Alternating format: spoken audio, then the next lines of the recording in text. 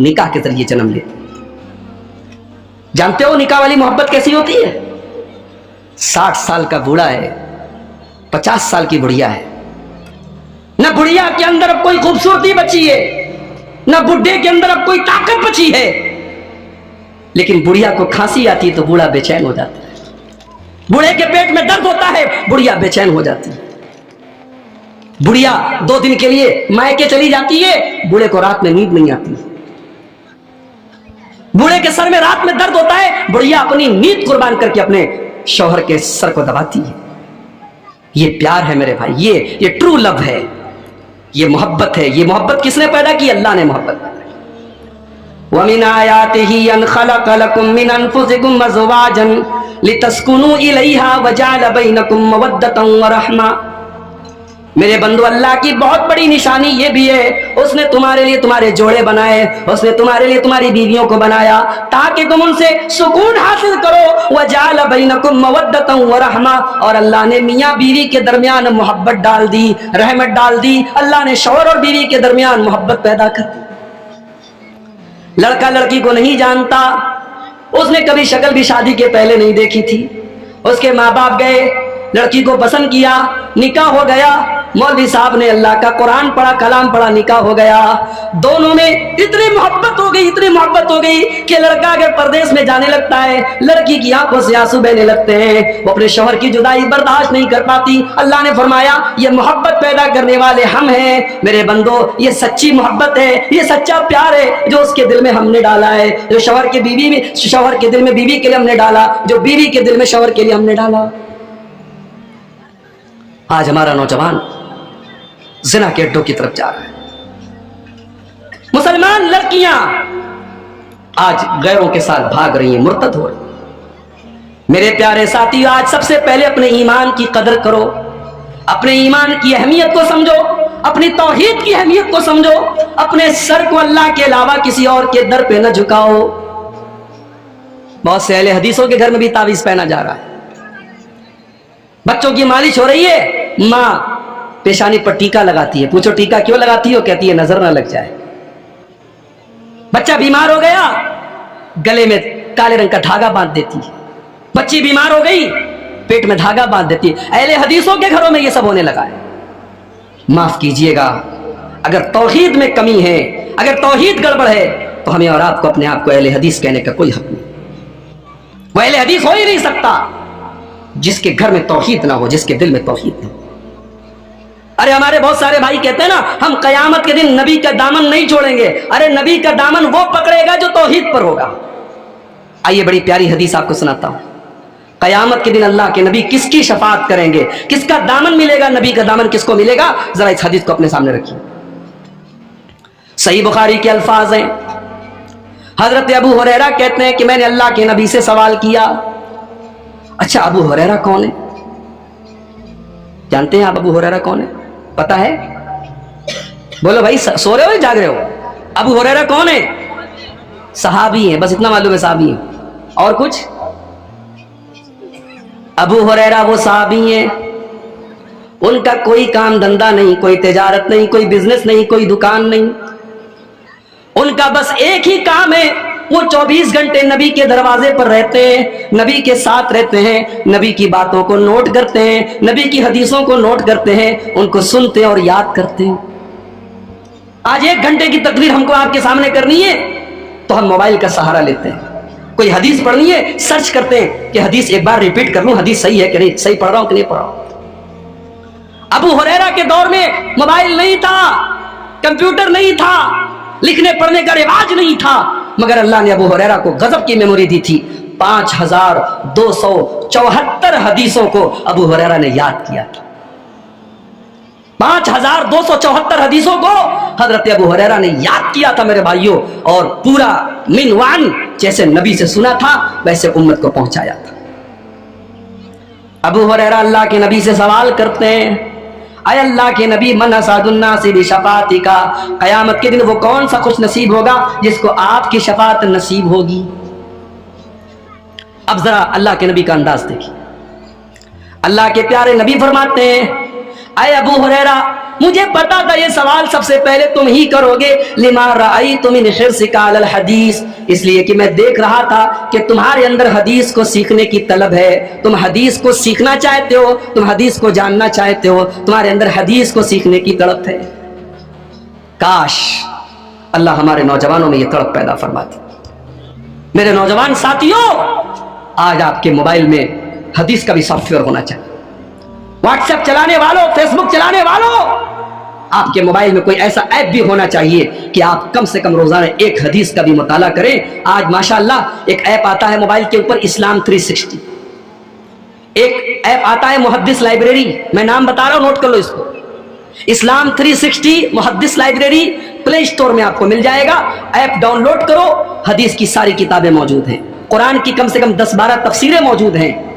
قرآن کی مستند تفسیر ہے تفسیر احسن البیان، آپ اس کا مطالعہ کیجئے.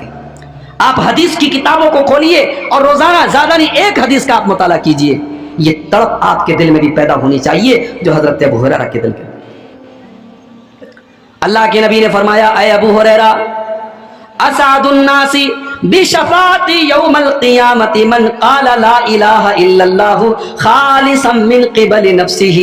اے ابو ہریرہ، کل قیامت کے دن وہ خوش نصیب انسان جس کو میری شفاعت ملے گی، یہ وہ انسان ہوگا جس نے دل سے لا الہ الا اللہ کہا ہوگا، جو توحید پر رہا ہوگا، جس نے اپنے آپ کو شرک سے بچایا ہوگا، جو شرک کے بغیر دنیا سے گیا ہوگا. تو مشرک کو میرے بھائی نبی کا دامن بھی نصیب نہیں ہوگا. مگر آج کا مسلمان کیا کر رہا ہے؟ کرے غیر گربت کی پوجا تو کافر، کرے غیر گربت کی پوجا تو کافر، کواکب میں مانے کرشمہ تو کافر، جھکے آگ پر بہرے سجدہ تو کافر، جو ٹھہرائے بیٹا خدا کا تو کافر، مگر مومنوں پر کشادہ ہے راہیں، پرستش کرے شوق سے جس کی چاہے. نبی کو جو چاہے خدا کر دکھائیں، اماموں کا رتبہ نبی سے بڑھائیں، مزاروں پہ جا جا کے نظریں چڑھائیں، شہیدوں سے جا جا کے مانگے دعائیں. نہ توحید میں کچھ فرق اس سے آوے، نہ اسلام بگڑے نہ ایمان جاوے. یہ ایمان کیسا ایمان ہے میرے بھائی؟ کیا آج مسلمان مزاروں پہ جا کے سجدہ کر رہا ہے؟ یہ مہینہ آیا ربیع الثانی کا، اس مہینے میں بڑے پیر صاحب کے نام کا بکرا ذبح ہوتا ہے، ان کے نام کی 11ویں ہوتی. تو اس امت کی سب سے بڑی پرابلم شرک ہے. اور آگے بڑھیے، آج یہ امت ذلیل ہے، پریشان ہے، خار ہے. کیوں؟ کیونکہ اس امت نے اپنے آپ کو قرآن سے دور کر لیا. وہ قرآن کے جس کے بارے میں اللہ نے فرمایا، لو انزلنا هذا القرآن على جبل لرأيته خاشعا متصدعا من خشية اللہ. اگر ہم نے اس قرآن کو کسی پہاڑ کے اوپر بھی اتارا ہوتا تو پہاڑ بھی اللہ کے خوف سے چور چور ہو جاتا. اے انسانوں، تمہارے دل کی کیا اوقات ہے؟ تمہارا دل تو معمولی سا دل ہے. اس قرآن کو ہم نے کسی پہاڑ پر بھی اتارا ہوتا تو پہاڑ بھی اللہ کے خوف سے چور چور ہو جاتا. آج قرآن پڑھا جا رہا ہے، ہمارے دل کے اوپر کوئی اثر نہیں ہو رہا ہے. یہاں تو قرآن پڑھا جاتا تھا، اللہ کے پیارے نبی جب نماز میں قرآن پڑھتے تھے صحابہ رونے لگتے تھے. صحابہ کبھی کبھی قرآن پڑھتے تھے، اللہ کے پیارے نبی کی آنکھوں سے آنسو بہنے لگتے تھے. قرآن کو سن کر کے جنات ایمان لے آئے. ہو لوگوں، آج وہی قرآن ہمارے سامنے پڑھا جا رہا ہے، ہمارے دلوں کے اوپر کوئی اثر کیوں نہیں ہو رہا ہے؟ قرآن. فضیل ابن عیاض کو دیکھو، اپنے زمانے کا بہت بڑا ڈاکو ہے.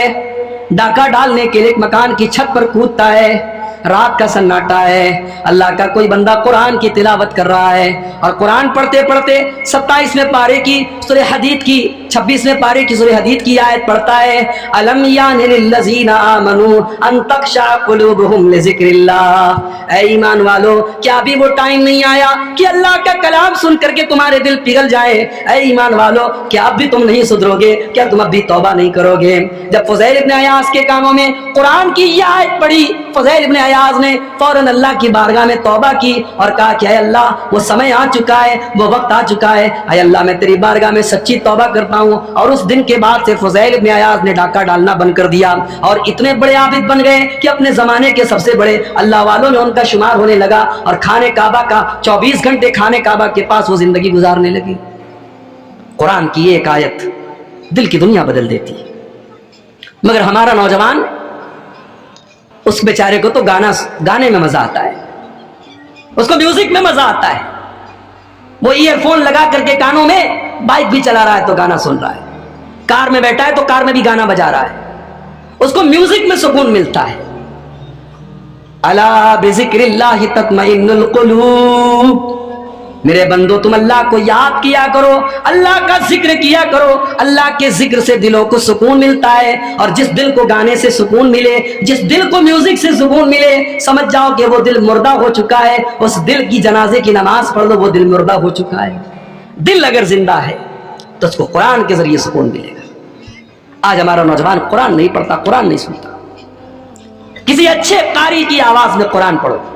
कभी यूट्यूब खोलो, उस पर लिखो सूरह मरियम शेख सऊद अश-शुरैम की आवाज, सूरह मरियम शेख सुदैस की आवाज, सूरह रहमान शेख मुअत्तली की आवाज में, शेख मिनशावी की आवाज में सूरह मरियम।